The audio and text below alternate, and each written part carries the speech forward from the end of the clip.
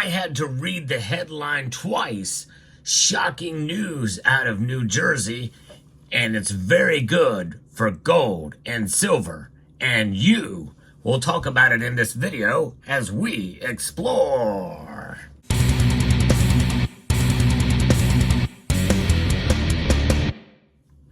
In an amazing miracle, it looks like the governor came through for us with a very long awaited time between the passage of a bill to the signing into law. Sound money advocates are hailing their hard-fought victory as New Jersey's Senate Bill 721 was finally signed into law on September the 12th, 2024. This news just coming across the wire here, thereby removing sales taxes on purchases of gold, silver, and other precious metals above $1,000 effective January the 1st, 2025. Now, there still will be taxes on precious metals below $1,000, which I think is immoral in and of itself, because really it's punishing investors and stackers who don't have $1,000 to spend at any given point in time, which is really the vast majority of folks out there, especially in this economy. But we'll take what we can get, that's for sure. The long-anticipated bill signing by Governor Phil Murphy positions New Jersey alongside 44 other states that recognize the importance of exempting constitutional sound money from burdensome taxation. That's right. And that comes in a form of gold and silver. Remember, folks, at one point in time, gold and silver were actually used as money, as currency. Now, gold and silver are money, as delegated in Article 1, Section 10 of the Constitution. And even before that, they have proven themselves as monetary metals for thousands of years before that. But here we are now in a situation where finally some states around the United States of America are recognizing gold and silver as money in their own legislatures. And I think that's great. And even a state like New Jersey can make it happen. This is wonderful news. Supported by the Sound Money Defense League, Money Metals Exchange, and in-state activists, Senate Bill 721 enjoyed unanimous support from both sides of the political aisle, including 13 Democrat and Republican formal sponsors. Unanimous. And I talked about this. I've done 2 other stories on this, following this very closely. It's what I do on this channel. I follow gold and silver precious metal news anyway, but especially with regards to what I refer to as the sound money revolution. I like to talk about it on this channel. I think probably the only channel that has covered so extensively what's going on in many of these states on a consistent basis. And this is the latest news. Now, my last video on New Jersey was wondering, it was a call out to you and others, and to far and wide, to find out what was going on with the latest bill here with Bill 721. There's been no news. The 30-day period had lasted. Would there be another pocket veto? Well, it turns out it has been brought back alive, and now it is codified as law. In 2024, New Jersey was one of 7 states to have passed legislation that removes taxes on precious metals, reaffirms gold and silver as constitutional money, empowers state treasurers to invest in physical gold, and more. According to Stephen Gleason, the president of Money Metals and chairman of the league, our work isn't done, said Gleason, with New Jersey reversing its policy. New Mexico, Maine, Vermont, Hawaii, and Kentucky are the only states that still charge sales tax on the metals. That's pretty amazing.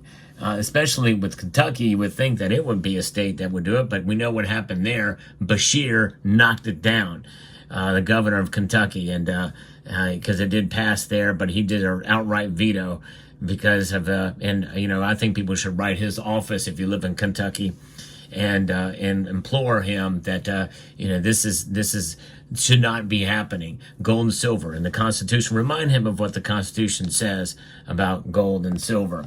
But regardless, that is what's happening there. And those are the biggest targets moving forward. Eliminating sales tax on monetary metals is good public policy. It really is, folks. Gold and silver. And for myriad different reasons, levying sales tax on precious metals is inappropriate. Sales taxes are typically levied on final consumer goods, which means computers, shirts, and shoes carry sales tax because the consumer is consuming the good. They wear out. Shirts wear out. Computers, shoes, all that stuff wears out or gets outdated. Precious metals are inherently held for resale, not consumption, making the application of sales taxes on precious metals inappropriate. In the display that you see before you here, you can see examples of money. This is unsound money in the background here. This is consumed and loses value. Of course, we're taxed on it. You're taxed on this every which way but Sunday. Every time you receive these, you're paying a tax on it, and it's declining and it's consumed. Gold and silver, well, they do not erode in any way, shape, or form, physically or by the standard of what they are. They are wealth preservation devices. They hold their value. In the grand scheme of things, of the long course of time, they only go up in value, or they preserve the value. They maintain the value, and by doing that, the definition of what holds value, because of inflation, they go up in price. Now, there will be times when they go down in price. I understand that. But over the long course of time, with the charts of both gold and, yes, even silver, it will preserve your value. They go up in price. Studies have shown that taxing precious metals is an inefficient form of revenue collection. The result of one study involving Michigan showed that any sales tax proceeds the state collects on precious metals are likely surpassed by the state revenue costs from conventions, businesses, and economic activity that are driven out of the state. Really, that philosophy can be applied to other goods and services as well, but especially precious metals. And, it does harm in-state businesses. It's a competitive marketplace, and buyers will take their business to neighboring states. Again, it's one of those things. We're going to go where opportunity is and where they can profit more, that's for sure. Taxing precious metals is unfair to certain savers and investors. Gold and silver are held as forms of savings and investment. New Jersey already does not tax the purchase of stock, bonds, ETFs, currencies, and other financial instruments at all. So there should be no taxes on gold and silver, no matter what the dollar amount that is spent on them. So if somebody earning, $30,000 a year wants to buy some silver and gold, they're probably not going to make, $1,000 purchase at any given point in time, which means they're still going to be paying taxes. But if you save up, well, anything above that, at least it's a start. It's harmful to citizens to tax precious metals to protect their assets. Purchasers of precious metals aren't fat cat investors. Most who buy precious metals do so in small increments as a way of saving money. Precious metal investors are purchasing precious metals as a way to preserve their wealth against the damages of inflation. Inflation harms the poorest among us, including pensioners, New Jerseyans on fixed income, the wage earners, savers, and more, which means that this $1,000 cap should be removed. For sure, and there should be no taxes on precious metals, whether you spend a dime or $10,000. Executive Director of the Sound Money Defense League, J.P. Cortez, traveled to Trenton to testify in support of exemption before numerous Assembly and State committees. The recent passage of S-721 in New Jersey, which actually happened a couple months ago, highlights the wave of support we are seeing in the states for sound money legislation. This victory is a direct result of grassroots pressure from in-state advocates, persistent messaging and communication, and the growing awareness that taxing constitutional money is a backwards policy, according to Cortez. And he is exactly right. And let me tell you something, folks. This is something that we're seeing really break out. Why? Especially because of inflation. That's the one good thing that we can say that inflation has had on this country, and that states are waking up to sound money, because no matter what the federal government does, no matter what the Federal Reserve does, one thing is for sure: gold and silver shall and will remain constant as ways to be able to protect your wealth. No matter what they do, you hold it, you own it, and you cherish the fact that it is a savings vehicle. It is like an insurance policy against the economic insanity that we find ourselves a part of today. There is a fly in the ointment, however. S-721 ultimately includes a poor tax provision that discriminates against small-time savers of precious metals to make purchases below $1,000 at a time. According to the article here, and he's right, That's exactly right, and it is awful.